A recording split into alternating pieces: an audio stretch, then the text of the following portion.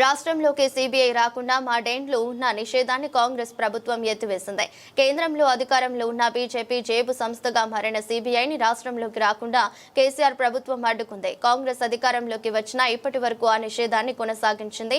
కానీ కేసీఆర్ పై బురద చల్లాలనే ఏకైక లక్ష్యంతో సీఎం రేవంత్ రెడ్డి ఆ ఉత్తర్వులను సవరిస్తూ తాజాగా ఉత్తర్వులు జారీ చేశారు. కాళేశ్వరం ప్రాజెక్టు విచారణ కోసమంటూ రెడ్ కార్పెట్ పరిచి మరి కేంద్ర దర్యాప్తు సంస్థను ఆహ్వానించారు. కేవలం ఈ ఒక్క కేసు దర్యాప్తు తనకు మాత్రమే సీబీఐకి ద్వారాలు తెరిచారు.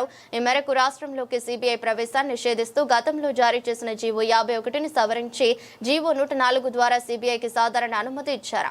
ప్రాజెక్టుపై దర్యాప్తును సీబీఐకి అప్పగిస్తున్నట్టు ఆదివారం అర్ధరాత్రి ప్రకటించిన ప్రభుత్వం తెల్లవారేసరికి శాసనసభ ప్రతిపాదనను సీబీఐ హెడ్ క్వార్టర్స్ కు పంపింది. ఈ కేసును సీబీఐ దర్యాప్తునకు స్వీకరించడంపై రాజకీయ వర్గాల్లో ఆసక్తికర విశ్లేషణలు వినిపిస్తున్నాయి.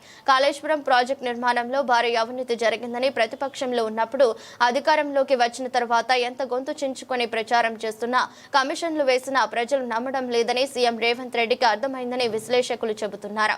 అందుకే కేసును సీబీఐకి అప్పగించాలని నిర్ణయించినట్టు అభిప్రాయపడుతున్నారు.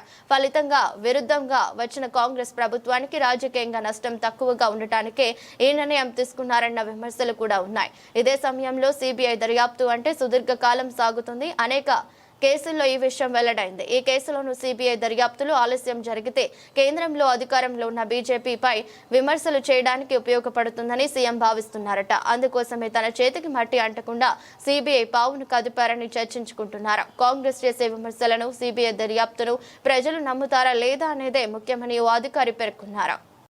అధ్యక్ష, ఈ కేసును సెంట్రల్ బ్యూరో ఆఫ్ ఇన్వెస్టిగేషన్ కి అప్పగించడం సముచితము.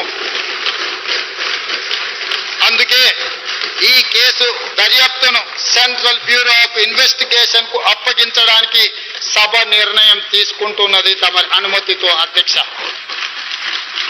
ఎన్నో రకాల అంశాలు విచారణ అర్హమైన విషయాలు ఇందులో ఉండడం వల్ల సిబిఐ ఎంక్వైరీకి మా ప్రభుత్వం ఆదేశాలు జారీ చేయనైనది. ఈ సభ దీన్ని ఏకగ్రీవంగా ఆమోదించి సిబిఐ ఎంక్వైరీలో